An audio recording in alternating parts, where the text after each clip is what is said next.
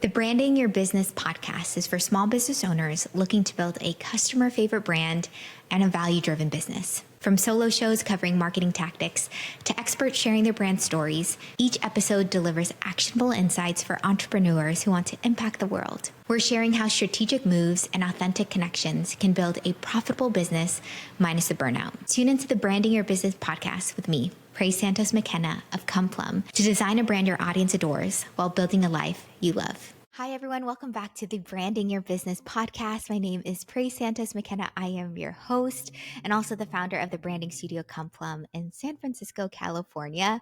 And today I have my friend Anna, who is over in England, which we met each other in Portugal through our friends at Flowdesk, which I feel like they started here in California, but now are based kind of around the world. Their headquarters are everywhere. So this is just global friendship, global entrepreneurship coming together at its best, which I think is so fun that a platform, which again, if you don't have an email service provider, Flowdesk, they're our besties. We love them. We'll put another plug in.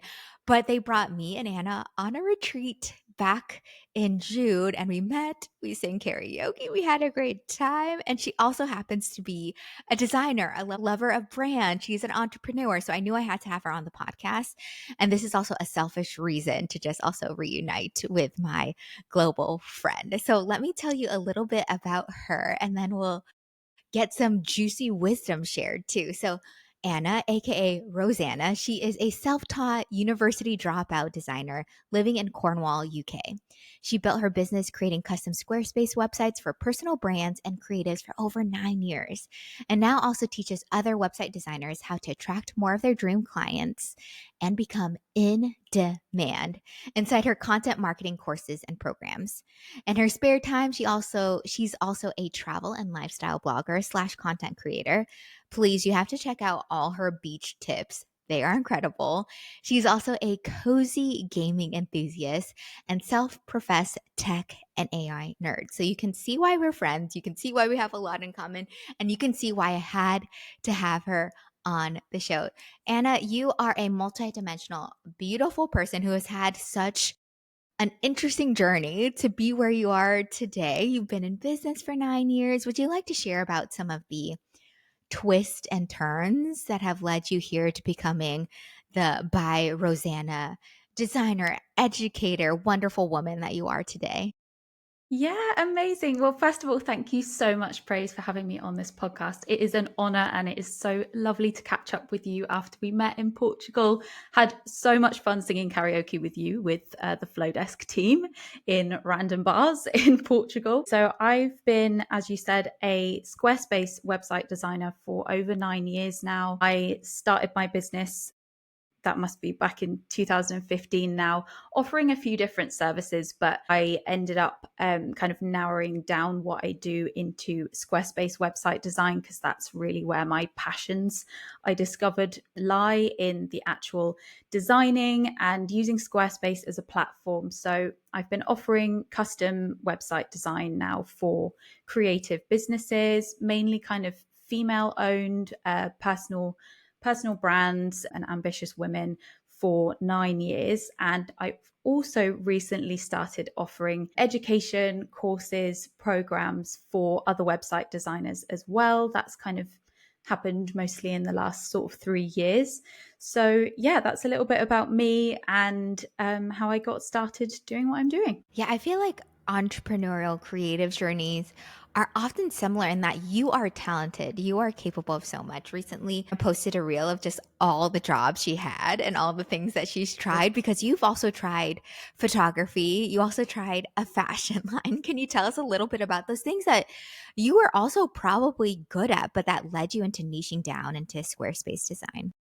Yeah, absolutely. So niching is always like a tricky one. I think people are always a bit nervous to do it, but I've definitely found that niching into Squarespace design specifically, like I used to offer branding as well and copywriting and stuff like that. But doing niching down has meant that I can do something that I'm really, really passionate about and that it lights me up every day when I wake up to actually do the work. I'm definitely like a serial entrepreneur, even from childhood. I ended up like making these little key rings for my friends and selling them on the playground. When I was 16, I was trying to make and sell jewelry on Etsy with like made out of polymer clay, like little cupcake charms and stuff like that. So I've always wanted to run my own business, and I've tried lots of different things. And then I think it was in my early 20s, I ended up creating basically lots of websites and brands for businesses that I wanted to have or that I thought I wanted to have. So, like a pet photography business, and then a clothing brand based on my local area. And I would set up all of the brands and the websites for these businesses. And then, as soon as the branding and the website was done, I'd be like, I've lost my spark and my motivation for wanting to do this now.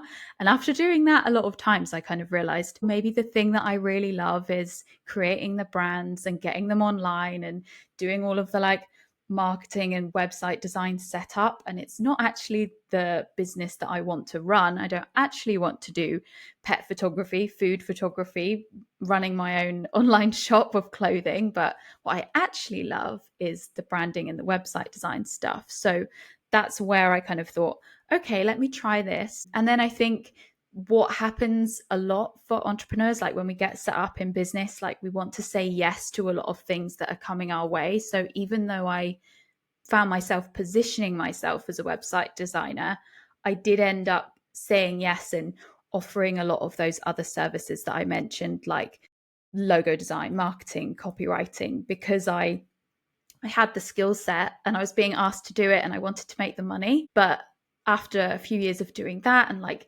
taking on so much of this work that I wasn't actually as passionate about as the website design, then I quickly realized that that wasn't actually what I wanted to build the foundations of my business on. So yeah, it's kind of been a little bit of a journey of like doing lots of things and then narrowing again and then offering lots of things again and then narrowing a lot of what I do. But I'm really happy with where I'm at now and being specific about what I'm offering. I had to mute myself because I'm like nodding my head saying a lot, because I get that when you are multi-talented and you're capable of so much, just because you can do something doesn't mean you should do something. And it seems like it's a lesson we have to learn over and over again sometimes. And it's a lot. What I'm hearing in your story is this self-awareness of, wait, what is the thing that actually lights me up and inspires me about this? And you had to discover it in making these businesses for yourself. It was the launching, it was the starting, it was visually putting it out there online. And then I keep on offering all this other stuff, but it's the putting it out here online that I love. And when I'm serving clients, this is my favorite part, but let me also offer them all these things. Wait a minute. It's the putting it out there online that makes a difference. I mean, we are enigmas and we're constantly getting to know ourselves. And it sounds like it might have taken this time. It's a necessary journey to refine, figure out what you're doing. As you're talking with clients, can you sometimes see them doing a very similar pattern in some of these ambitious women that you're working with and some of these ambitious personal brands that you get to design for? Do you sometimes see a pattern between your own journey and theirs? Yeah, 100% actually. And I think that says a lot to kind of the types of people that I'm attracting, I guess, are very similar to myself. When I'm speaking to people about their website design, I do end up talking to them a lot about their business and their offerings and the kind of strategy of their business, because they are often people who are just starting out for the first time. They're still refining what they want to do.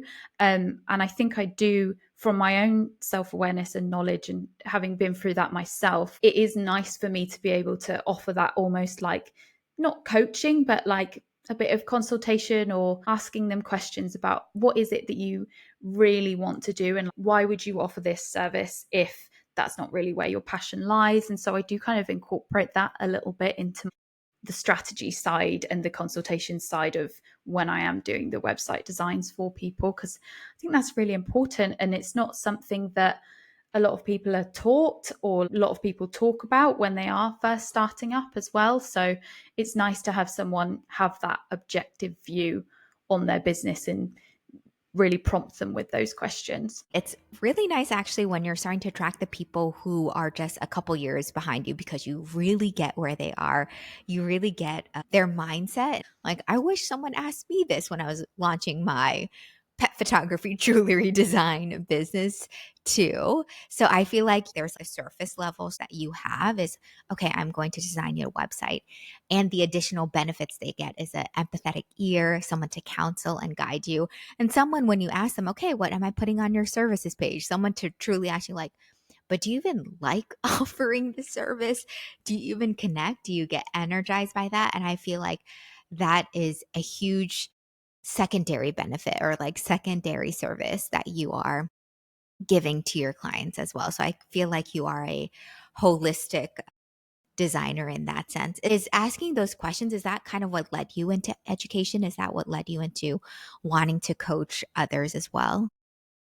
Yeah, I think because I come from kind of like a marketing background and I've done so much content marketing from my previous employment, my previous freelance work. I did study marketing a little bit as well. Like a lot of what I do um, for my travel blog and stuff is all content related. And so I find myself in my content educating quite a lot and like trying to teach things because I've got so used to it now. And like we know, like practice makes perfect. Originally, like 4 or 5 years ago, when I was making content on Instagram, I was like, I hated stories, I hated video content, I hated reels and stuff like that. But as time went on, I started getting used to showing my face on camera, teaching things, and like um, doing screen shares and tutorials and things like that. And I realized how much I love that. And I think that's where like the education side of things has come from, is my passion for creating content. But yeah, I guess I hadn't really thought about the fact that when I'm talking with clients and trying to bring my own experience with my journey into it and asking them those deeper why kind of questions, I do really love engaging with clients in that way. And I guess, yeah, I've brought that into a lot of my education stuff as well. So it's kind of a mix of my experience with clients and talking to them, but also the content that I'm used to creating and that I really enjoy creating as well. Yeah, which speaking of content marketing, you had this funny reel that made me laugh because I could totally relate when you spend like hours and hours. You're like, I'm gonna make this viral video. It's gonna be so funny. I found trending audio. I did this thing, right? And then like you kind of put it out there. You're like, okay, the internet is gonna love it and take it by storm. And then you're like, wait, this is not the way to think. And instead about making what you describe content assets, not something that's just gonna be like big and explode and then like come back down. Can you tell us a little bit more about that? Just because I can imagine our listeners are like, wait, is going viral not the way to establish a long-term sustainable business? Can you tell us a little bit about content assets?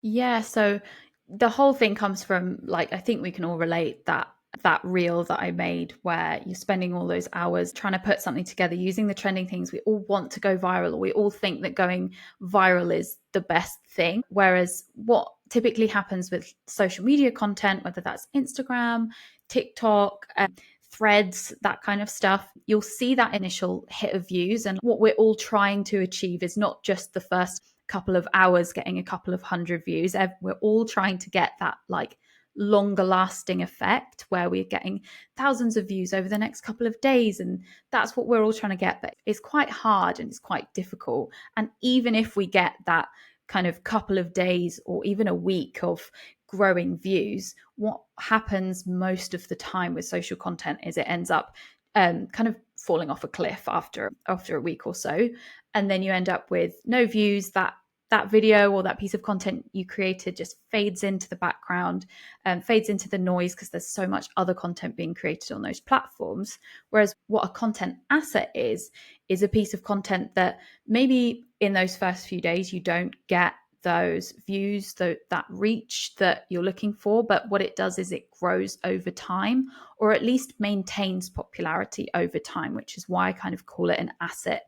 It's growing in value, or it's maintaining value, rather than the social media posts which just drop off over time. So like an example of a content asset could be a YouTube video, because you can post that and it might not get any views for a few days, and then suddenly months later people will be searching for a certain thing on YouTube and your video can suddenly get loads of views. I've seen that happen. But the main platform that I really see content assets being on are blogs. So I've got blog posts, and I did share in that reel or another piece of content afterwards, but a screenshot of a blog post that I shared over a year ago, and the graph is just going up and up and up because it's something that's like building in value over time. Google suddenly picks it up, or search engines suddenly pick up your blog post, and suddenly you're getting more views, many more, a lot more reach. And there's blog posts that I've posted like 3-4 years ago, which still bring in lots of traffic to my website, which that is really an asset. And if you're focusing all of your time on the social content and the content that you want to go viral, it's just not as sustainable as building up a good set of content assets, blog posts, YouTube videos that are going to build over time.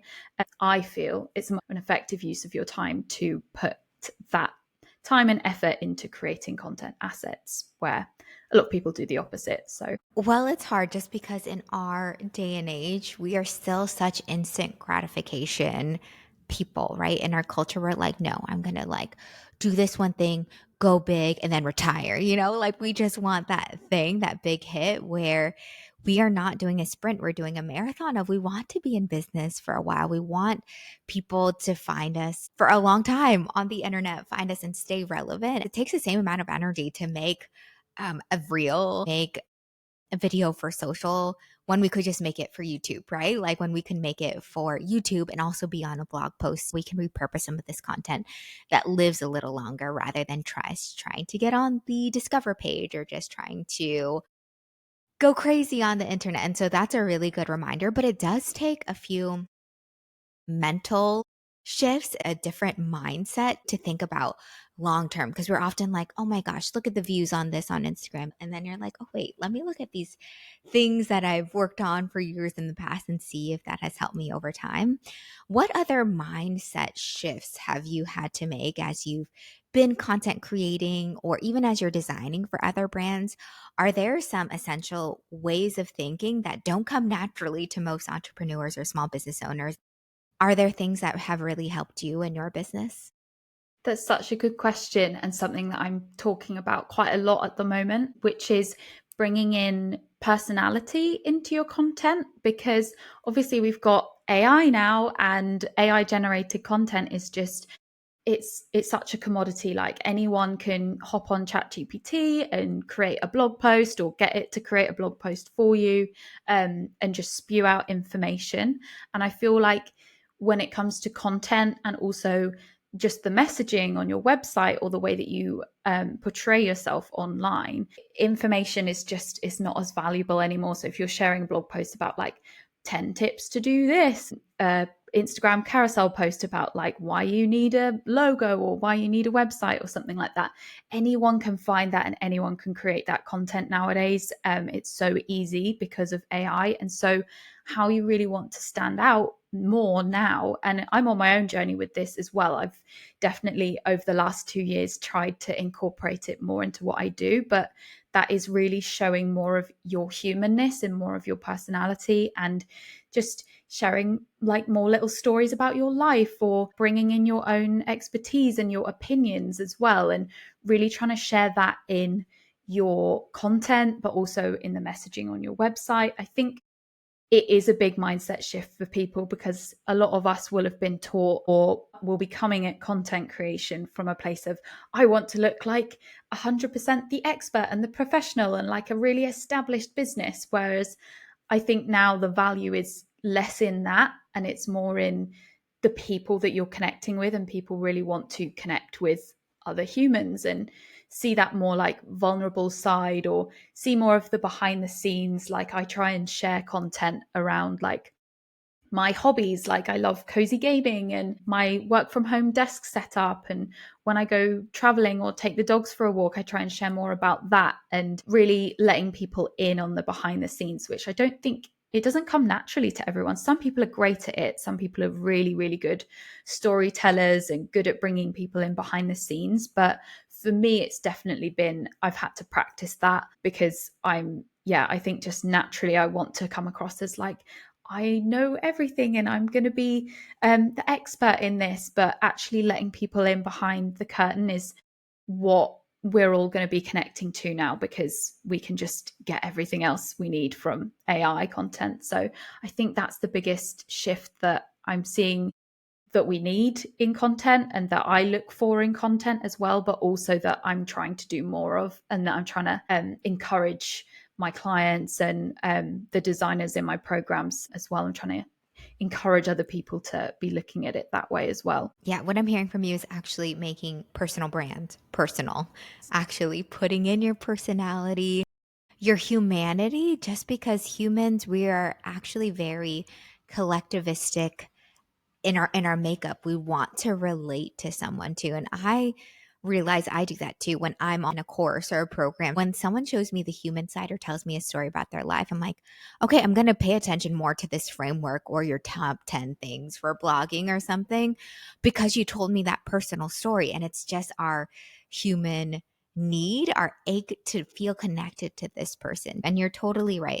I am so grateful for all the AI that's made some of our work easier, especially if you're hitting a wall or you have writer's block. And we need to use that as a tool and a supplement. And we still have to do the work to give people an insight into the behind the scenes, into our personality, into our humanness. I think I've been saying a lot of marketing is also just reminding people like, hey, we're just humans on a journey, and we're all in this kind of together. Like, you're a human trying to do life. I'm a human trying to do life. Here are some things I can share along the way, hopefully to make your journey and your experience easier, which you do such a good job of that. I'm telling you, you please need to check out her travel blog. I never knew the UK could be so beach friendly, and I just didn't know that, but she will bring you into it. It is so good. It's so worthwhile. You made a PowerPoint recently called The Case for Sad Beige. And I joke about this too, of like beige moms, of like, you know what? We don't need all this color in our lives. We need neutrals. I'm such a neutral gal. But it seems like you are such an advocate for sad beige, which is a little bit of part of your personality too. Can you talk to us a little bit about that? I need to know what was in that PowerPoint. Yeah, so this is another example of where I've been investing in my own mentoring, coaching, and people are always telling me as well, like, Anna, in real life, I've got so many opinions about things and I've got so many passions and stuff. And so this is another example of me trying to bring in more personality into my content online. So I mentioned that PowerPoint about the sad beige because one of my things that I love to do, and I could have brought it up at the Flow Desk retreat, but at some business retreats, we've done like these funny games where we'll create a niche PowerPoint presentation, and I love making them. And one that I made recently at a business retreat was the case for sad beige. And what I mean by that is everyone loves their like neutral beiges and off-white tones on their websites and in their branding and everything. I know you're similar. I love it. But even just the phrasing of sad beige, I feel like a lot of stuff that you see online is like beige, it's so dull, like it's overdone and stuff like that. And my PowerPoint presentation is just about, no, we don't have to cancel sad beige. I love beige. I think it's calming. It's the calming thing that I need. One of the slides on the presentation was just joking about how, I don't know if you've heard the phrase about millennial grey, but it's like a joke about how millennials of a certain age will have decorated their whole house in grey. And I am a victim of millennial grey personally. When I heard this phrase online, I was looking around my house and I was like, my gosh, like my whole house is millennial grey. I was like, I'm being personally attacked by this. So I actually made the transition in loads of my branding, because my branding was grey as well. I made the transition to adding in more warmth with more beiges into my branding. And the whole point of that slide was like, I was sad and grey, but now I've got more warmth in my life because I've got beige in my life. And I think we all just need a nice calming neutral color that's got warm tones, and I think that's going to stick around. We need that to stay, because we don't want maybe the harsh whites, we don't want like the harsh browns or blacks, and we don't want sad gray, millennial gray. So beige is the natural choice, and I think that's going to stick around. So it's one of the weird things that I'm oddly passionate about and that I had to make a PowerPoint about. But yeah, that's just another example of like how you can bring your opinions and your personality into your content, even about something relevant that's like branding and design. So yeah, that's my sad beige hot take. Yeah, I had not heard of millennial gray, but I love that your reaction when you saw this thing trending online, you felt attacked. I can just imagine Anna looking around her house like, did someone record this video in my room, in my home? How did this happen? Well, I remember millennial pink was such a thing, but I feel like that's so like 2019, I 2018. also have millennial pink branding. Big girl, yeah. If you saw my website before, it had like millennial pink and like this like sagey color. And the thing is, I still love it. And I still have quite a number of clothes like it too, just because when I would do presentations or public speaking, I would like match my brand colors and like come out with this. And I'm like, okay, maybe we need a little break. Maybe we just need to take a pause. But I love that your hot take is about sad beige. And this is such a good example of blending your experience, but also just your personality and your opinions into something that's just fun and engaging online. This is such a good example.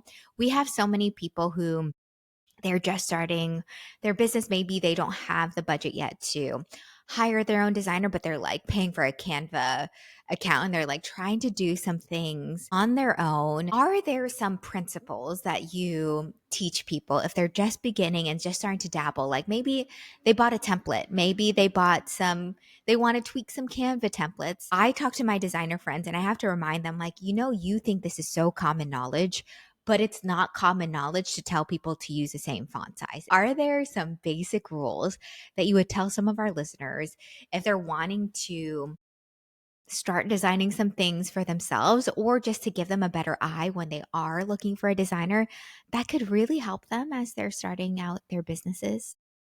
Yeah, so I feel like this could be another PowerPoint presentation sharing the like mistakes not to make or things that you really want to look out for as like a beginner or someone who's trying to tweak it on their own. I think one of the biggest mistakes and like things that I always just look at and I'm just like, oh, I just want to get my hands on that design and sort it out is spacing. And I'm sure you have that as well. Like you see people cramming things in, either in branding, but also on websites as well. Just a lack of spacing, I think, is always a big issue. And what I try and get across, and when I'm speaking to my own clients and like talking them through the designs that I make, is like, okay, we've included this spacing here so that everything around it has everything around a certain element has got like breathing space and it's not feeling cluttered, it's not feeling busy. You want people to not feel attacked when they're on your website. You want them to have that like breathing space as they go through. So I think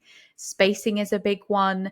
And also, if you are playing around with like templates and branding and colors, especially, this is coming from, again, a website kind of background and a focus around accessibility. But I think a lot of people don't understand contrast and readability. So different colors being readable against certain backgrounds. And I think if you are concerned about that and you want to prioritize accessibility in the designs you're creating, there's a web tool that I use.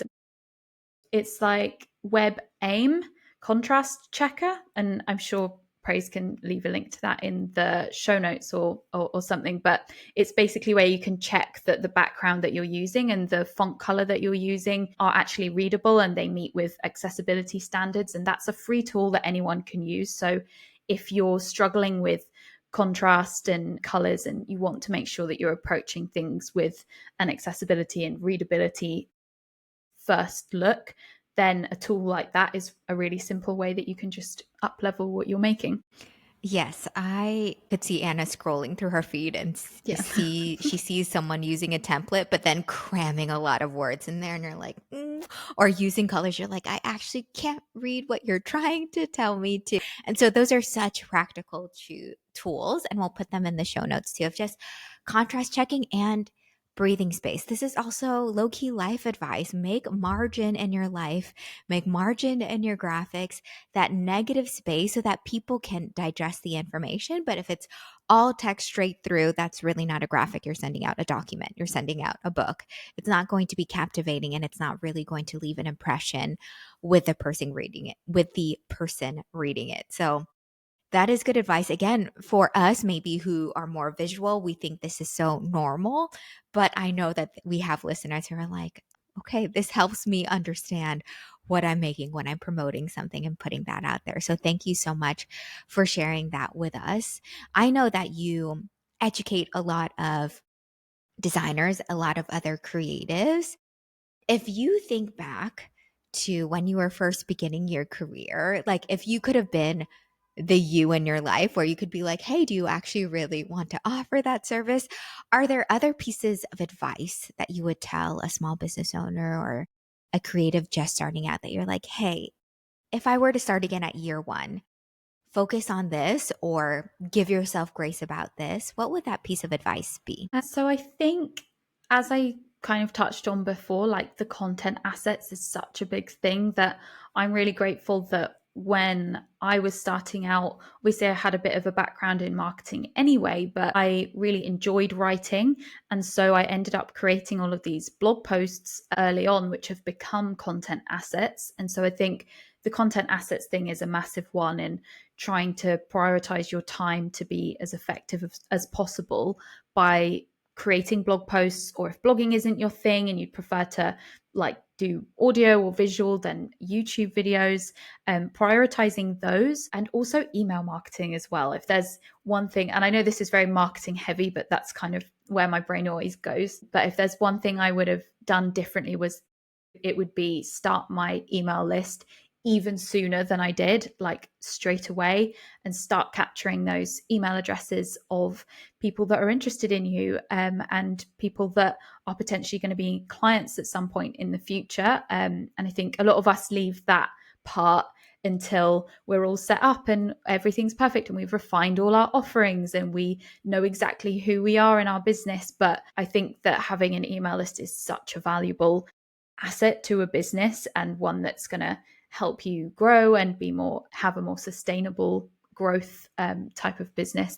Yeah, I just wish I'd started even sooner. I wanted to capture those initial people that were on my website and on my socials earlier on, I think. Yeah, that is huge. These are just great principles early on to help build your audience. And again, because we talked about this when you first kicked off the show, there are some things where you can just lose people. And social is such a fun place, but it's definitely what we call top of funnel marketing. And if you really want to create long-term audience and serve those people well, an email list and long-term content assets really make a difference, which you have a private podcast and a newsletter called Designer Diaries. Can you tell us a little bit about that? And I know folks will want to connect with you online. So tell us a little bit about how they can be part of Designer Diaries and also connect with you further.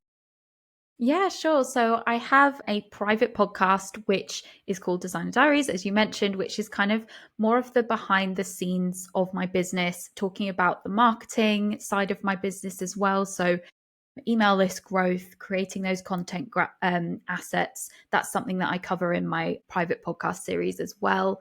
And that's all connected to my email newsletter. So obviously email marketing is a big part of my business, a big part of yours as well, as I know, because we were both on the Flowdesk retreat and we both love and use Flowdesk and their email marketing tools. So yeah, you'll get to check out my nice, pretty Flowdesk email newsletter if you sign up for my Designer Diaries email list. And as I say, it's kind of the behind the scenes of my business, my getting more clients, how I set up my systems, that kind of thing. So yeah, if you want to get on that list and get access to my private podcast as well, then you can just go to my website, which is byrosanna.co.uk/newsletter.